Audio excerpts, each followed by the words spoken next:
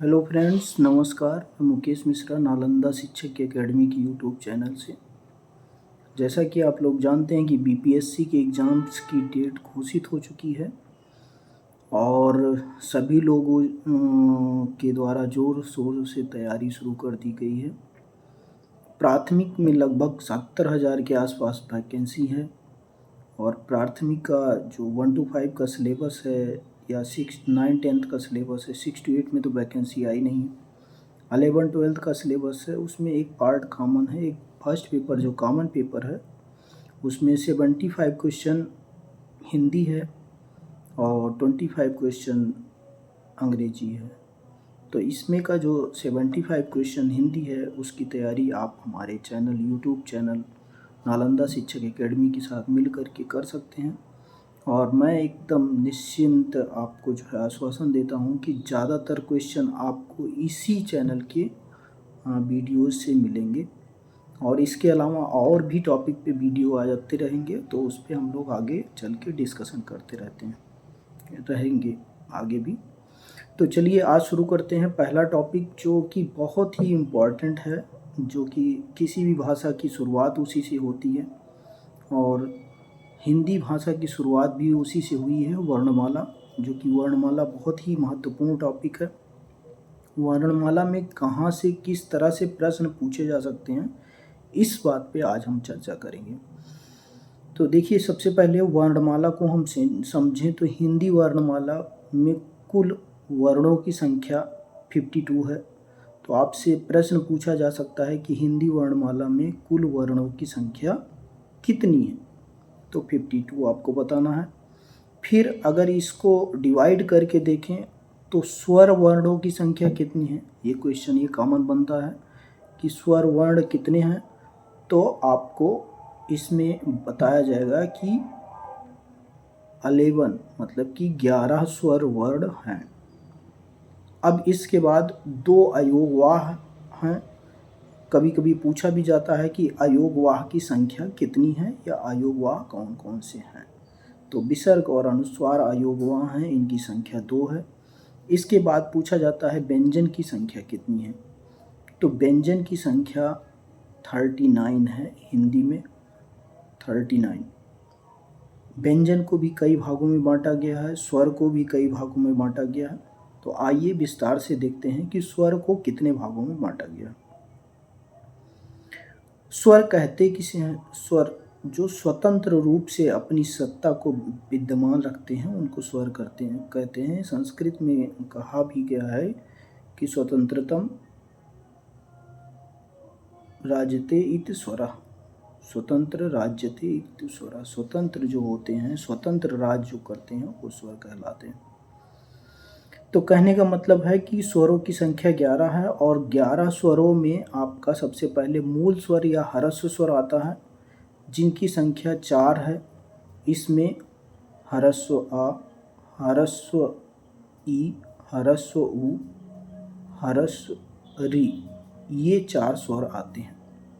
इसके बाद दीर्घ स्वर की बात आती है। दीर्घ स्वरों की संख्या है 3, जिसमें कि दीर्घ आ, दीर्घ उ, दीर्घ ई, दीर्घ उ, ये 3 जो है दीर्घ स्वर आते हैं। इसके बाद आता है संयुक्त स्वर का नंबर, और संयुक्त स्वर जो होते हैं वो 2 स्वरों से मिलकर बने होते हैं, इसीलिए इनको संयुक्त स्वर भी कहते हैं। तो इसमें आता है ए, आए, ओ और औ। तो ह्रस्व आ और ई से मिलकर के जब बनता है तो ए बनता है।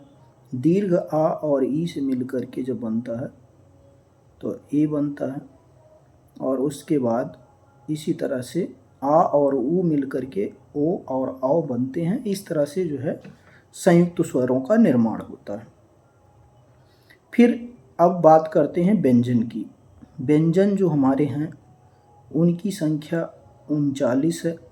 39 व्यंजनों में सबसे ज़्यादा व्यंजन जो हैं वो स्पर्श व्यंजन के अंतर्गत आते हैं, जो कि पंचम वर्गों के अंतर्गत हैं। इनकी संख्या 25 है और ये का से लेकर के मा तक गिने जाते हैं। इसमें क वर्ग, क ख ग घ अंग, च वर्ग, ट वर्ग, ता वर्ग और पा वर्ग, ये सारे वर्ण, ये सारे व्यंजन स्पर्श व्यंजन के अंतर्गत आते हैं। और बार बार पूछा जाता है कि स्पर्श व्यंजनों की संख्या कुल कितनी है, तो आपको 25 पे निशान लगाना है। फिर इसके बाद बात आती है अंतस्थ व्यंजन। अंतस्थ व्यंजन 4 हैं, या, व, र, ल। इनके बारे में भी बार बार पूछा जाता है।